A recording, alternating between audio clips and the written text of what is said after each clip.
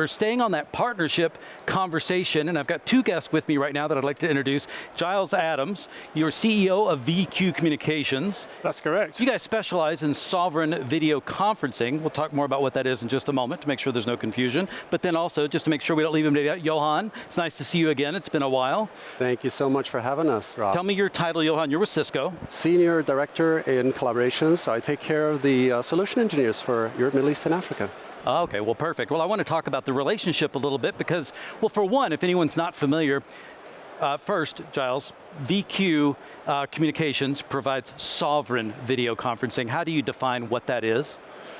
It's a really good question, Rob. So the reality is that when people are looking at the communications and deciding how secure they want them, when you look at the ultimate definition of that, we're talking about delivering services in an air-gapped environment.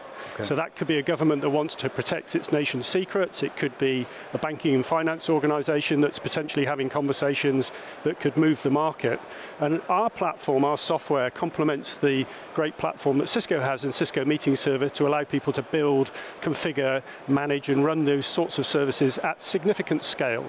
Yeah, and you and Cisco have been in partnership, the company have been in partnership, you too, but in partnership for quite some time. This is not new, and you guys are quite experts in this space on Cisco equipment, correct? Correct, yeah. So VQ's company is now nearly 20 years old. We've had a direct and exclusive relationship with Cisco for nearly 5.5 years. And so we have a lot of experience, we've made a lot of mistakes, and to your point about video conferencing being around for quite a while, we've seen a lot of things come and go, but the reality is people have an expectation that the service is consistent and reliable, and with the partnership with Cisco, we've got the best infrastructure, the best video devices that we can on a global basis. Well, and normally, of course, we think about high-risk networks. We talk about air gap. We're talking about situations where communication is life and death. It's things that have been deemed so important. It's not just military. It's not just nation state and such. And Johan, I'm curious, the partnership with VQ, how important is it to Cisco? How is it continued? What does it mean to Cisco to have partners that can do things actually that other partners really aren't even doing? Well, first of all, let's take a look at what we're looking at, right? So we have a whole range, a whole portfolio. We have cloud, we have purely air-gapped, and they're really at the end of the spectrum of each other. So that means that we have to have something in between as well. Certainly nowadays, we got a lot of demand for AI. AI requires, or sort of like implies big data, implies the cloud to some people. So we need to make sure that we've got solutions that cover all of these areas. I typically refer to it as the path to sovereignty. Sovereignty by itself is not easy to obtain. Yeah. Now, obviously, there's a lot of sovereignty washing out there. Sometimes there's different definitions. You know, what do you mean by sovereignty? Is it data residency, having the data in a certain location? Is it having support by sovereign people that like classify as sovereign or have national clearance or stuff like that? So to your point or to your question, Rob, for us it's crucial to have a really great user experience that you can offer across a whole portfolio, be it in the cloud, be it in a hybrid solution, be it on-prem. And remember, on-prem or air-gapped in this case, it doesn't update as many times as we do it in the cloud. Yeah, for sure. Many people do not know, but we actually update many of these microservices that run in the cloud multiple times per day. There's like hundreds of microservices. For air-gapped and on-prem solutions, you know, the frequency is a lot lower. So you need to make sure that the user experience kind of like is the same. You need to make sure that you've got really sound, robust systems that users know how to use so they can actually shift from something which is less sensitive, like cloud, okay to use cloud, onto on-premise. And then in the extreme case, of course, we go to air-gapped solutions, typically for use in the military, healthcare, you know, whatever is sensitive and where people really want to take and keep control. Well, the sovereignty washing, as you called it, because we've seen this, it seems like every commercial that we see is someone's announcing a sovereign solution, and boy, you just can't buy it at face value. You really have to dig in. But I think it has forced some good conversations with customers in the ability to say, do you even know where your data is? Where is it being processed? Where is it controlled?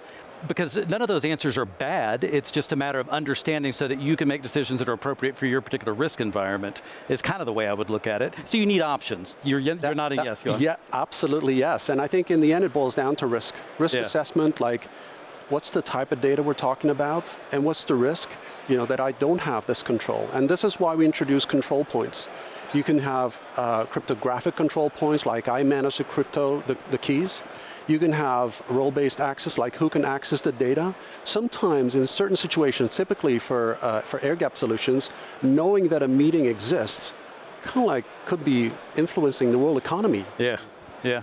So that's typically where air-gapped, and again, coming back to your previous question, this is where the partnership of Cisco and VQ plays so nicely, very complementary, really focused on user experience and making sure that people like make use of the systems in a very intuitive and very seamless way. Yeah, I think the usability experience is really where we start from, because if you've gone through that analysis of where is your trust and where do you want your communications to be, when you come to where we are in these air-gapped environments, then you've already made those decisions about how you want it to be deployed.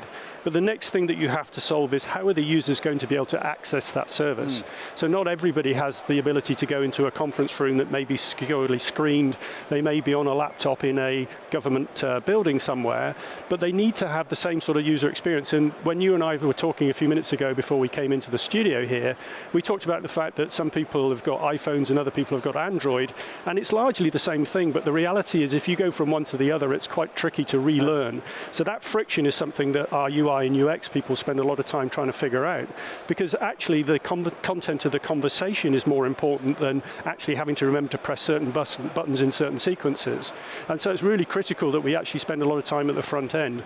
And to Johan's point about AI being, the topic that is in everybody's conversation here at Cisco Live, Cisco's been doing a lot of work in what's called the AI pod, which allows us to take some of that AI functionality and bring it into these environments so that from a user's perspective, we'll be able to start to deliver the things that we expect and see from WebEx, like meeting summaries, transcription, closed caption, all of those sorts of things that you just kind of come and say, that's table stakes in a cloud-based service, but I want the same experience for my users when I'm in these air-gapped environments. So it's a really exciting time, and certainly that partnership with Cisco is allowing us to take those sorts of innovations that only an organization with Cisco's investments can actually look at and deliver, and then put them together in a package and deliver those to our customers. Super time. Yeah. And I love having the options available. I don't want to mischaracterize anything, but I kind of feel like the digital sovereignty when it comes to video conferencing specifically maybe hasn't gotten enough attention. I'm just curious how you guys have seen this market, and are you seeing a shift now into more than your normal customer base potentially saying, wow, we need your help in doing this? Yeah, I mean, I think Johan ought to chip in from his perspective, because my business covers customers around the globe. What we are seeing, and perhaps Johan can add some data to this, is that in EMEA, this territory, Europe, Middle East, and Africa, specifically, there is a resurgent in interest in actually being 100% sure where your conferencing is going and who's looking at it. So whether you range from conferences that you regard to be less demanding in security, where you can just access a cloud-based WebEx, which is damn secure anyway with the encryption end-to-end and so on, through to a sovereign version of WebEx, through to an air-gapped. So this is a unique offering that Cisco has. There's no other vendor out there that can say, on that whole sort of curve, if you like, from lower risk through to super secure, that there is an offering all the way through there. And I think it's a really exciting time to be able to say that this is showing significant growth. And Cisco's putting a lot of energy behind that to make sure that we can keep up. AI pods being a good example of that. That's not a small market play for Cisco to go and do that. No, there's been a huge architectural changes. Johan, you mind a final comment here, and we're going to go out to EMEA, I believe, in just a moment. But yeah, I want to hear. No, I want to make sure that the EMEA market is the market that I'm covering. EMEA acronym, Europe, Middle East, and Africa. Now, there's different demands, different regulations even, you can imagine.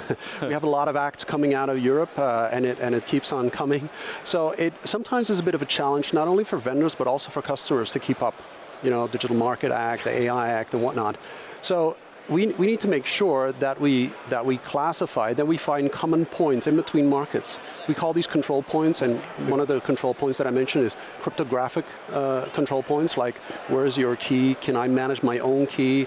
If someone comes into Cisco and says, hey, we'd like to get all the customer data, we'd go like, well, we can give you encrypted data, but for the real content, you've got to go to the customer. Yeah. And this is also where we see a little bit of overlap to some extent when governments say, hey, we have extraterritorial application of our regulation, and sometimes there's a bit of an overlap. So it kind of like leads to some friction. And of course the solution is, well, let's go and give full control to our customers, Yeah. and then we typically end up with air-gapped when there is nothing to give because we don't have anything. Yep. Well, what I appreciate is the calmness. I believe there are options here. It's easy to overreact and think that we need to go to some extreme, but the point is that there are options for being able to reduce risk that's appropriate for wherever you need to go. So I want to end this up here in just a moment. Sorry, I get a little bit of a time change. I've got 30 seconds left, but Giles, I'm curious, what's next for you guys? What do you hope to see happen over the next year when we meet again, hopefully, at the next Cisco Live?